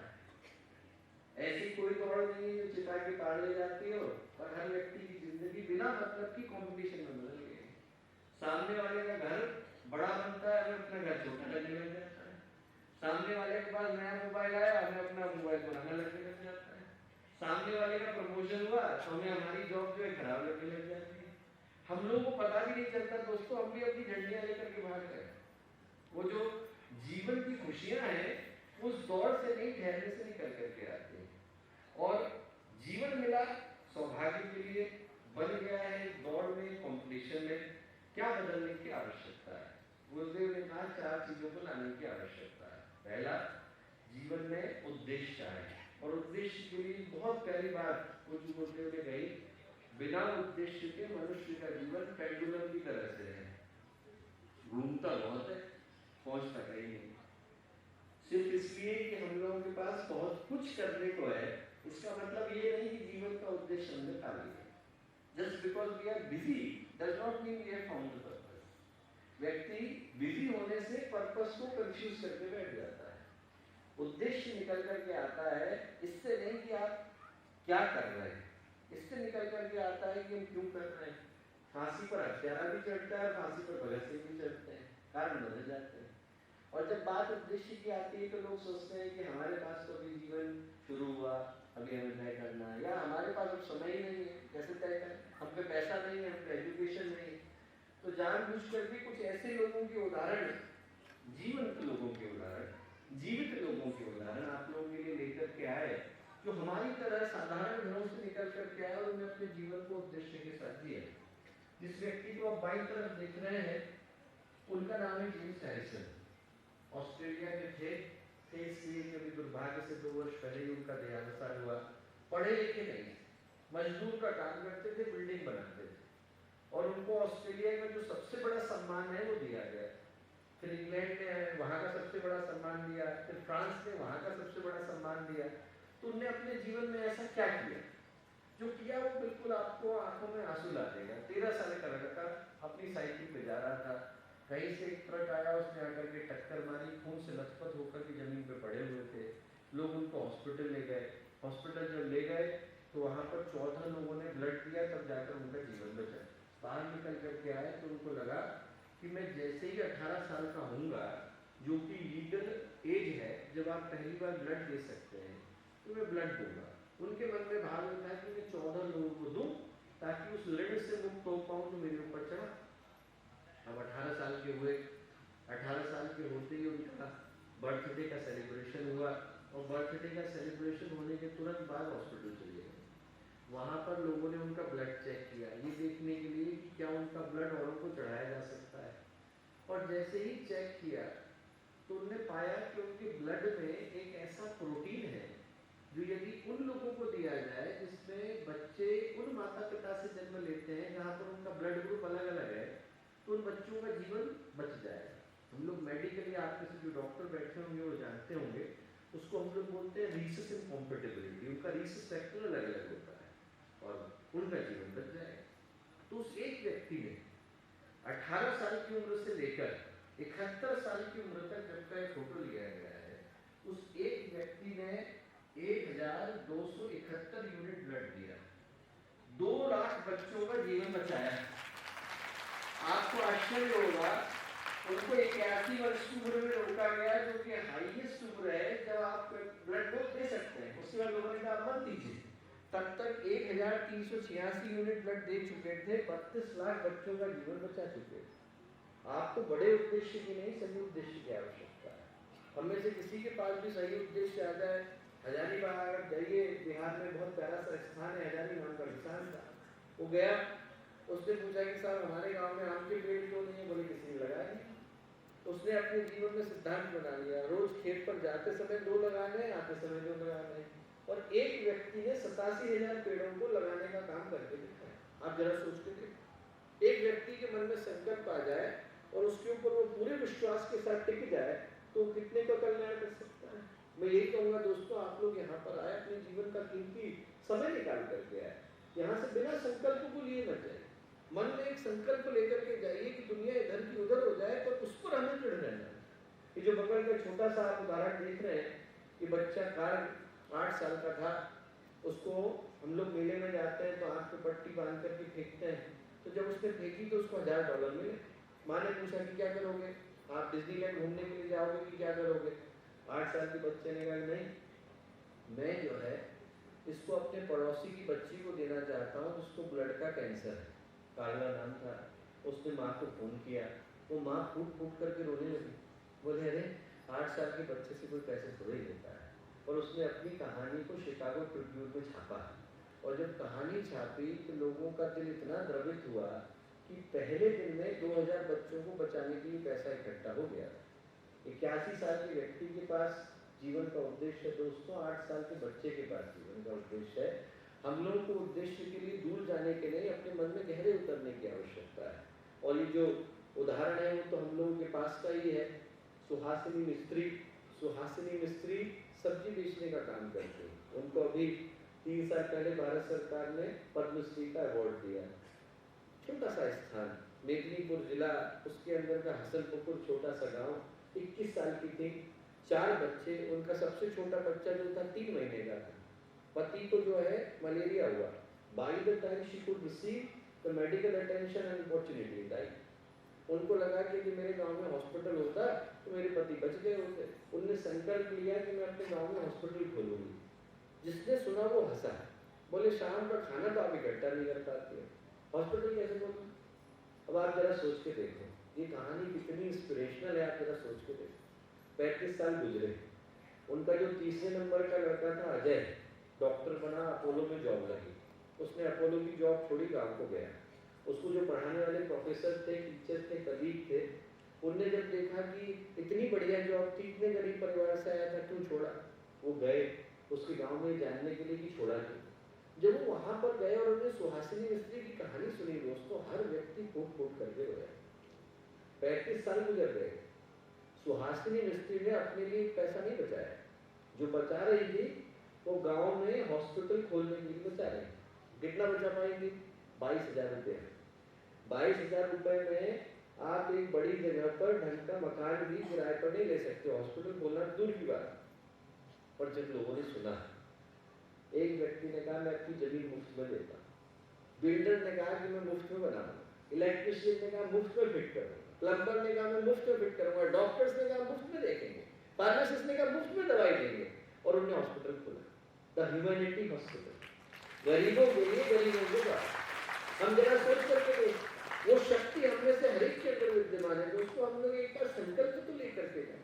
गुरुदेव ने कहा जिस पहली चीज की आवश्यकता है वो है उद्देश्य, और जिस दूसरी चीज की आवश्यकता है, गुरुदेव ने कहा यदि आपके पास उद्देश्य नहीं हो तो आपको और किसी उद्देश्य की आवश्यकता नहीं। मानव होने के नाते मानवता अपने आप में पर्याप्त उद्देश्य।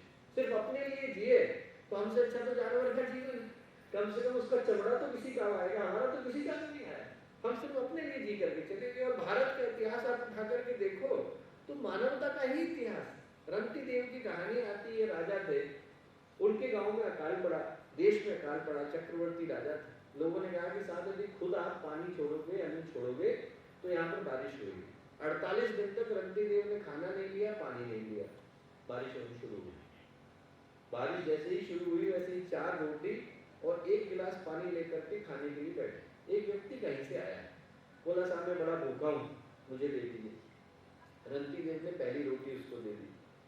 एक और व्यक्ति आया, मैं गांव के शमशान का रखवाला हूँ, मैं भी भूखा हूँ, दूसरी रोटी उसको दे दी। बोले मेरे 4 कुत्ते साहब ने भी खाना नहीं खाया, बाकी के 2 रोटियों के 4 टुकड़े करे, रंती देव ने उनको दे दिए। एक व्यक्ति आया, साहब मैं प्यासा हूँ। और आप जरा सोचो, व्यक्ति 48 मिनट के लिए भूखा नहीं रह पाता है, 48 दिन से खाना नहीं खाया, पानी नहीं किया, चक्रवर्ती सम्राट, तो उनकी तपस्या के कारण बारिश हो रही, चाहते तो मना नहीं किया, पानी तुम ले लो, मैं कल के दिन ले लूंगा। वो व्यक्ति जो है इंद्र बन करके प्रकट हुआ और रंती देव से बोला कि साहब आपका पुण्य इतना हो गया है कि इसी शरीर से आप स्वर्ग को जा सकते हैं, आपको मरने की प्रतीक्षा करने की जरूरत नहीं, इसी शरीर से जा सकते हैं। उन्होंने कहा स्वर्ग में क्या है? बहुत लंबी लिस्ट इंद्र ने बताई। बोले वो सब तो ठीक है, वहां पर दुखियों के दुख को दूर करने की व्यवस्था है। इंद्र बोले ऐसा कोई प्रोविजन नहीं है साहब, वहां पर पुण्य जब तक है तब तक आप ठहरोगे, पुण्य गए तो धरती पर आना पड़ेगा। रंती देव बोले न तो हम कामे राज्यम न भोग्यम न पुनर्भवम कामे दुख तप्ता नाम प्राणी नाम अर्थनाश। न तो मुझे स्वर्ग के पद की कामना है, न राज्य की कामना है, न पुनर्जन्म की कामना है। क्या कामना है? जब तक दुख से पीड़ित लोग धरती के ऊपर हैं, उठा करके मत ले जाना, यही रहूंगा, इसी धरती को स्वर्ग बनाऊंगा। जो भारत की पुकार रही तो मानवता की पुकार रही दोस्तों। पहली चीज जो गुरुदेव ने कही उद्देश्य, दूसरी चीज वो है उत्सर्ग, कंपैशन का भाव, करुणा का भाव। बाईं तरफ आप देख रहे हैं बच्चा जन्म से देख नहीं सकता था, माता पिता दोनों 21 साल के थे, उनको लगा कि हमको जितना देखना था हमने देख लिया, दोनों ने अपनी असली लाइव आई दे दी ताकि बच्चा देख सके। इसको बोलते हैं करुणा को बोलते हैं दोस्तों। ये जो दूसरी तरफ का व्यक्ति है, वहां पर आप देखिए दो नेत्रहीन व्यक्ति बहुत देर से नल खोलने की प्रतीक्षा कर रहे थे, बहुत प्रयत्न के बाद खोल नहीं पा रहे थे। एक बंदर ऊपर चढ़ा हुआ देख रहा था, उसको लगा कि इनको तकलीफ हो रही है, नीचे आया, उसने आकर के नल खोल दिए। यदि वो जानवर के अंदर भाव हो सकता है तो हम तो इंसान है। गुरुदेव ने कहा पहली चीज उद्देश्य, दूसरी चीज उत्सर्ग और तीसरी चीज दृढ़ता, संकल्प के ऊपर दृढ़ रहने का भाव। जिसको आप चित्र में देख रहे हैं उसका नाम है टेरी फॉक्स, कनाडा का रहने वाला था, 18 साल का था, उसको कैंसर हो गया और इतना बुरा हुआ कि आप ध्यान से देखेंगे तो दायां पैर काट करके वहां लोहे की रॉड लगाई गई। डॉक्टर ने कहा 6 महीने से ज्यादा आपका जीवन नहीं है, और कोई होता तो मरने की सोचता। टेरी फॉक्स ने कहा मैं चला जाऊंगा और न जाने कितनों का मैं कल्याण कर सकता हूँ, मैं एक पैर पर दौड़ूंगा और यदि मैं 1 किलोमीटर पूरा करता हूँ तो जिसका मन कुछ देने का हो वो कैंसर पीड़ितों के लिए $100 दे दे। और वो व्यक्ति कितना दौड़ा? 143 दिन नॉन स्टॉप दौड़ा, 5373 किलोमीटर दौड़ा। अपने जीवन को छोड़ते समय तक $100 मिलियन कैंसर के रिसर्च के लिए इकट्ठे करके गया। आप जरा सोच करके देखिए, जीवन में उद्देश्य आए, उत्सर्ग आए, दृढ़ता आए। उसके बाद एक छोटा सा वीडियो आप लोगों को दिखाने के लिए है। हमारी जो टीम यहाँ पर होगी उनसे निवेदन होगा, यदि वीडियो चल सके तो वीडियो एक बार दिखा दें कैसे क्या करते हैं। I live in Tucson, Arizona. I'm a motivational speaker. I've traveled to 17 different countries.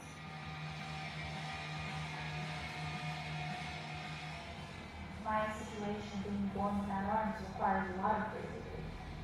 I would see all the kids around me climbing up the monkey bars or climbing up the slide, and for me, I felt somewhat frustrated because I was prevented from that. I wanted to run up and climb up that slide just like all the other kids. Sometimes I would envision flying over the playground and being Superwoman. I realized that I needed to adapt to the way everyone else did things.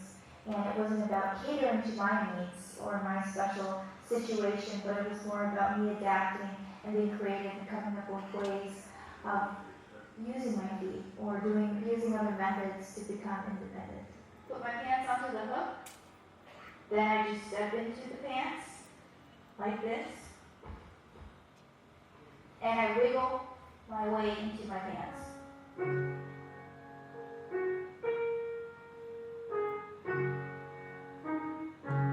I've heard the saying a number of times that, life is 10% what happens to you and 90% how you respond to it. So that's why I fell in love with psychology. Psychology fascinated me in that sense that it really did credit a lot to how we thought.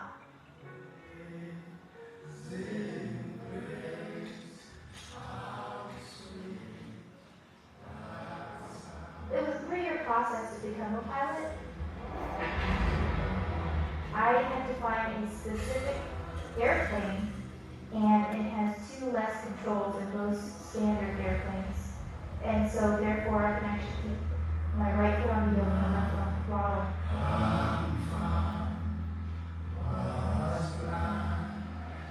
The most incredible, most empowering experience I've ever had.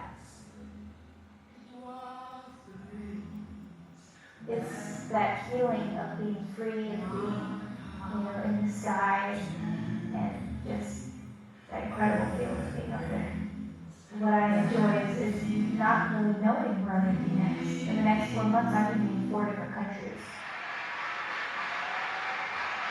And I remember promising myself I would never again wear those fake, heavy, prosthetic arms.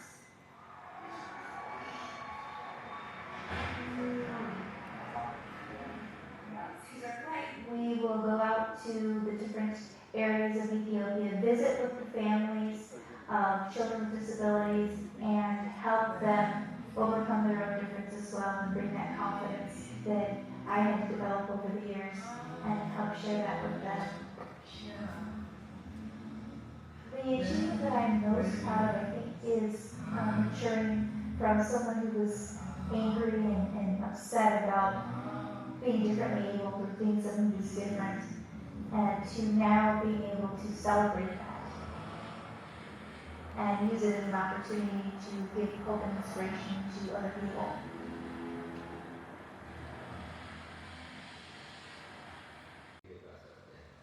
परिस्थितियां व्यक्ति नहीं बदल सकता, पर मनस्थिति बदल सकता है। गुरुदेव ने कहा कि दुनिया के सारे कांटे कोई नहीं उखाड़ सकता, पर गांव में जूते पहने जा सकते हैं। परिस्थिति को बदलना संभव नहीं है, पर मनस्थिति को बदलना संभव है। Circumstances can never be change, but you can change the mindset. और जो जीवन का मूल सिद्धांत है वो ये कि हम लोग यहाँ से उठें तो जीवन में एक संकल्प लेकर के उठें, उद्देश्य लेकर के उठें, और वो उद्देश्य मानवता के लिए लेकर के उठें, और ये लेकर के उठें कि दुनिया में बाकी की चीजें इधर की उधर हो जाएंगी, पर हमारा संकल्प डिगने वाला नहीं। जब भी जीवन में ऐसी परिस्थिति आए कि लगे कि हमारा संकल्प कमजोर पड़ रहा है, तो इन लोगों को याद करने, एक व्यक्ति जो एक पैर पर दुनिया के 5373 किलोमीटर नाप करके आए, एक लड़की जिसके दोनों हाथ में दुनिया की अकेली आधुनिक पायलट, साइकोलॉजी में ऑनर से हार्वर्ड विश्वविद्यालय से अकेली बच्ची है जो कि ब्लैक बेल्ट कराटे में। जब वो ऐसा कर सकते हैं तो हम लोग ऊपर वाले ने क्या करके भेजा है। और अंतिम जिस चीज की आवश्यकता है वो पूज्य गुरुदेव ने कहा, उत्थान, वो ऊर्जा, वो संकल्प जो हम पैदा करें वो समाज की उन्नति के लिए करें। चीजों को बिगाड़ना आसान है दोस्तों, किसी चीज को तोड़ने के लिए, बिखेरने के लिए किसी व्यक्ति को ट्रेनिंग की आवश्यकता नहीं। पानी का एक गिलास कोई ले, पहाड़ी के ऊपर ले जाए, लात मारे, नीचे गिर के आता है, पर उसी पानी के गिलास को दोबारा पहाड़ी के ऊपर ले जाना हो तो कितनी मेहनत करनी पड़ती है। एक व्यक्ति सड़क पर जा रहा हो, कोई आकर के चाकू मार दे तो उसको किसी यूनिवर्सिटी से डिग्री लेने की जरूरत नहीं है कि मैं बहुत अच्छा चाकू मार सकता हूँ, पर उस घाव को भरने के लिए आपका क्वालिफाइड डॉक्टर होना जरूरी हो जाता है। जीवन में गलत करने के लिए किसी प्रशिक्षण की जरूरत नहीं, अच्छा करने के लिए हर व्यक्ति के संकल्प की जरूरत होती है।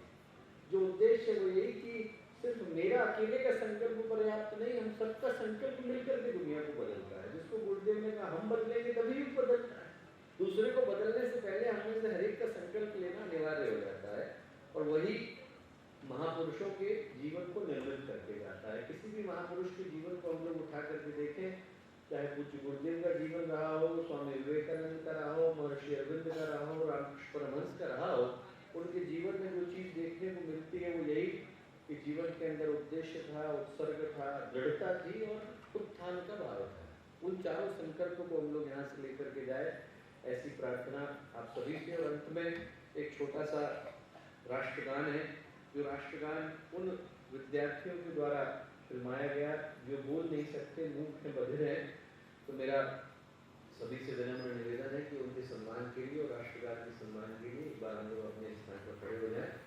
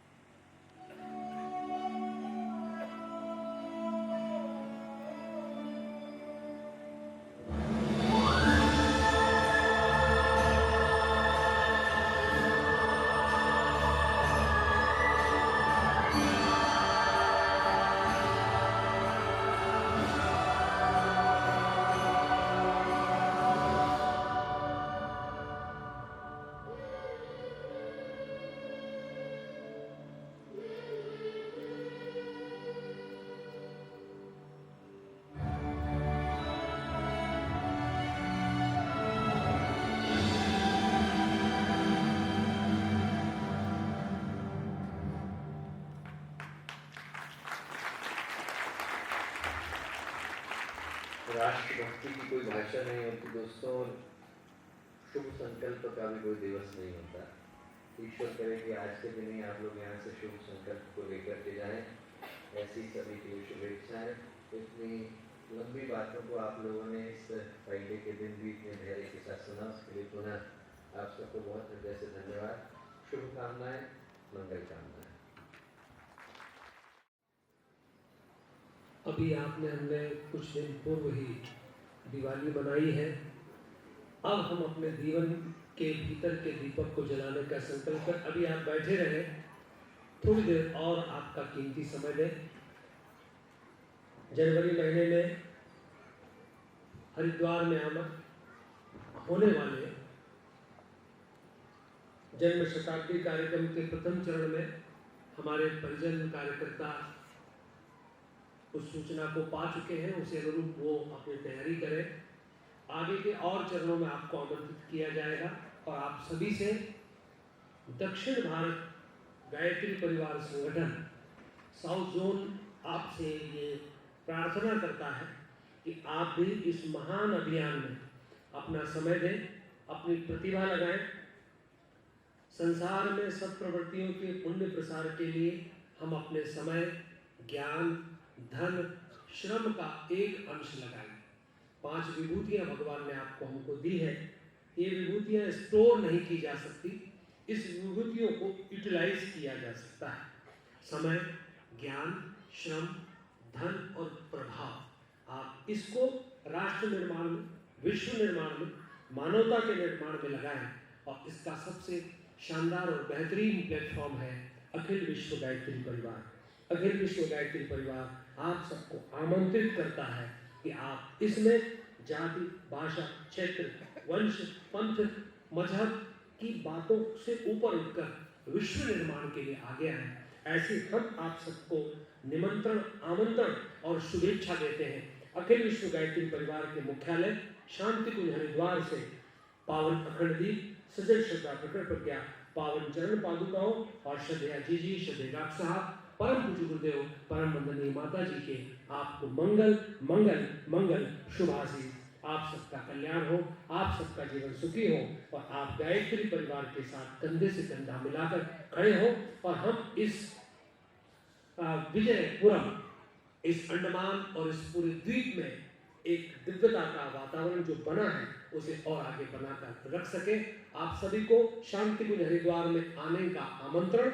आप सभी को अपने बच्चों को 12वीं के बाद देव संस्कृति विश्वविद्यालय के मानवीय गौरव और मानवीय गरिमा के विषयों को टेक्नोलॉजी और विज्ञान और अध्यात्म के साथ पढ़ाने के लिए आप सभी को हम आमंत्रण देते हैं। हमारी अखंड ज्योति पत्रिका, युग निर्माण पत्रिका से आप जुड़े, हमारे YouTube चैनल शांति कुंज से आप जुड़े, ऐसी मंगल शुभेच्छा करते हैं। सर्वे भवन्तु सुखिनः, सर्वे सन्तु निरामया, सर्वे भद्राणि पश्यन्तु, मा कश्चित् दुःखमाप्नुयात्।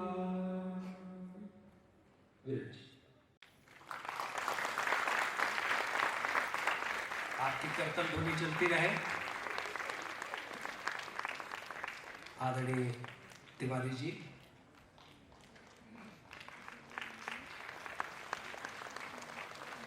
इसी क्रम में स्वामी शुद्धानंद जी चिन्मय मिशन अंडमान एवं स्वामी रामकृष्ण मिशन ओमकारानंद जी, आप मंच पर पधारें। हमारे स्वामीगण पधार रहे हैं, कीर्तन ध्वनि करें।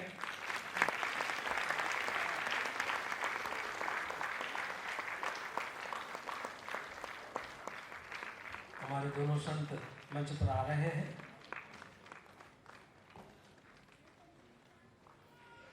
इसके बाद श्रीमान उदय कुमार जी, काउंसलर PBMC,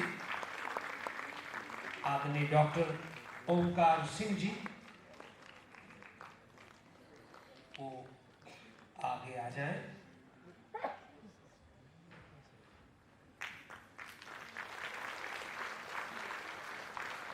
हमारे संत जनों का हार्दिक अभिनंदन, स्वागत। उन्हें युग निर्माण संकल्प 21वीं सदी का संविधान भेंट कर रहे हैं श्रद्धेय डॉक्टर चिन्मय पंड्या जी। श्री उदय कुमार जी काउंसलर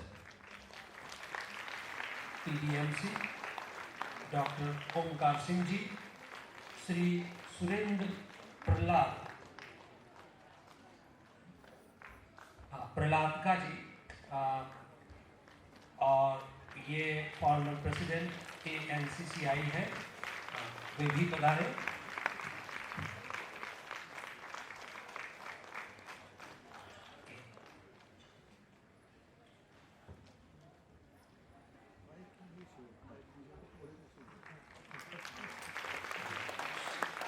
श्री संजय सिंह जी अध्यक्ष, पूर्व अध्यक्ष जिला परिषद, वे भी पधारे।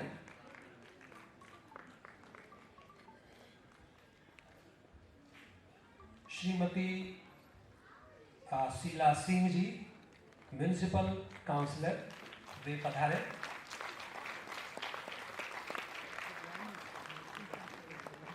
और इसके साथ ही Shri Tarango Kumar ji state general secretary BJP ANI, वे भी पधारे।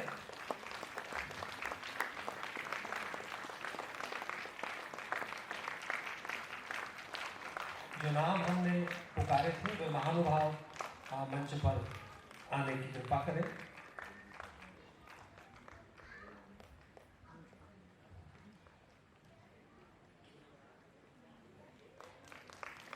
कर्तव्य ध्वनि आपकी चलती रहे। आपके धैर्य की हम प्रशंसा करते हैं, आपके धैर्य के लिए आपको साधुवाद देते हैं। हमारे गायत्री परिवार के प्रचारात्मक और रचनात्मक अभियान है, उनमें एक अभियान है बाल संस्कारशाला, माँ की पाठशाला और बाल संस्कारशाला।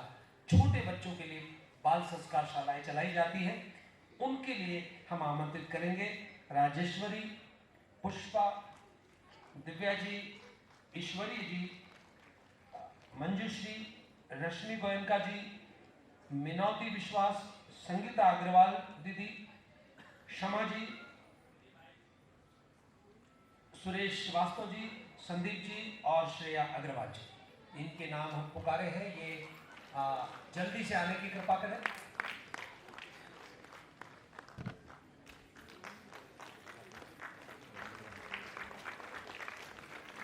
कृपा करके आप बिना वार्तालाप के आने की कृपा करें, जल्दी से आगे आए।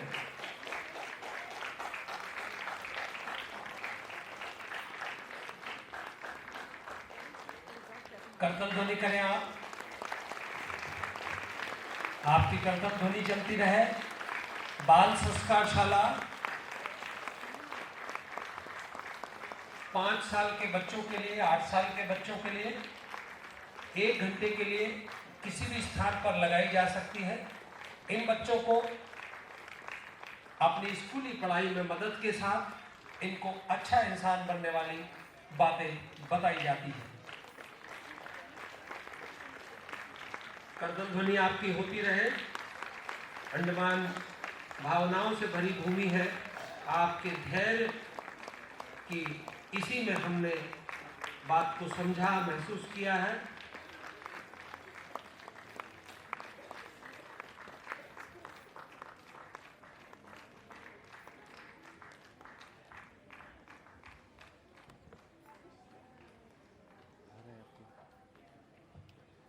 जिन बहनों के नाम पुकारे गए थे वे आ जाएं जल्दी से।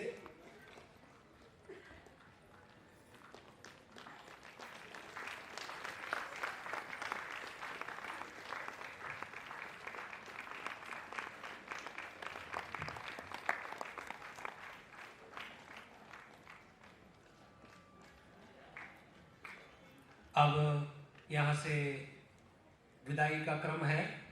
हमारे बीच से परम पूज्य गुरुदेव वंदनी माता जी का संदेश पूरी पृथ्वी पर ले जाने वाले परम श्रद्धेय डॉक्टर चिन्मय पंड्या जी को हम गुरुदेव माता जी के साथ हाथ जोड़ते हुए प्रणाम करें और उन्हें विदा दें।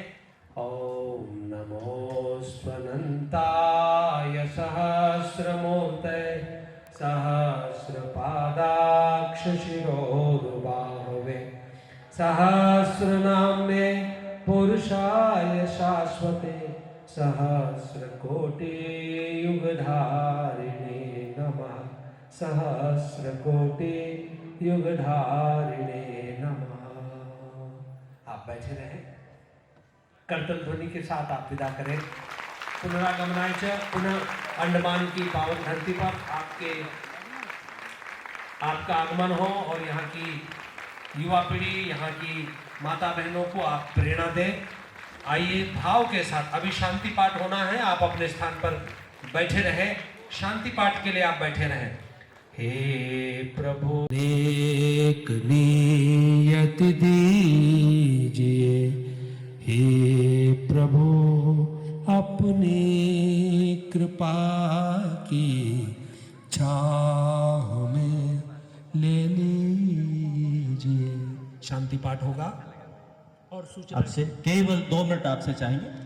समापन की बेला है। जिस धैर्य के साथ में आज आपने हमारे इस सायंकालीन हमारा स्पेशल डिस्कोर्स वाला जो किया आपने समय दिया, निश्चित रूप से हमारे गायत्री परिवार के कार्यकर्ताओं की, हमारी बहनों की, हमारे भाइयों की, नन्हे मुन्ने बच्चों की अथक श्रम इस कार्यक्रम में लगा। हमारे भाइयों में हमने देखा कि अपनी बीमारियों को भुला करके, अपने घर की तकलीफ़ों को भुला करके वे दिन रात जुटे रहे आप सबका आमंत्रण देने के लिए। एक पक्ष हुआ श्रद्धेय आदरणीय पांड्या चिन्मय पांड्या जी के डॉक्टर साहब का आगमन हुआ, दूसरा पक्ष हुआ, तीसरा पक्ष आप लोग हैं। आप साक्षी नहीं होते तो ये शाम आज इतनी शोभायमान नहीं होती, ये कार्यक्रम इतना गरिमापूर्ण नहीं होता। आपने बहुत समय दिया, बहुत धन्यवाद। 2 तरह के प्रसाद आप यहाँ से जरूर लेके जाइए। बाहर सरकार की व्यवस्था है, उसको आप जरूर लेके जाएं। साथ में ज्ञान प्रसाद के रूप में परंतु दूर जगह शायद नहीं होती। हम भूल आपकी प्रशंसा करते हैं। आज के साथ आपको समय निकाला है, हम आपके बहुत आभारी हैं। आशा करते हैं कि आप आगे भी इसी प्रकार आते रहेंगे। आइए एक साथ मिलकर सभी लोग ओम शांतिरंतरिक्ष ओम शांति पृथ्वी शांति शांतिरोषधयः शांति वनस्पतयः शांतिर्षेदेवः शांतिर्ब्रह्म शांति सर्वगुण शांति शांतिरेव शांति शामा शांतिरेधि ओम शांति शांति शांति सर्वाविश्व शांति भवतु।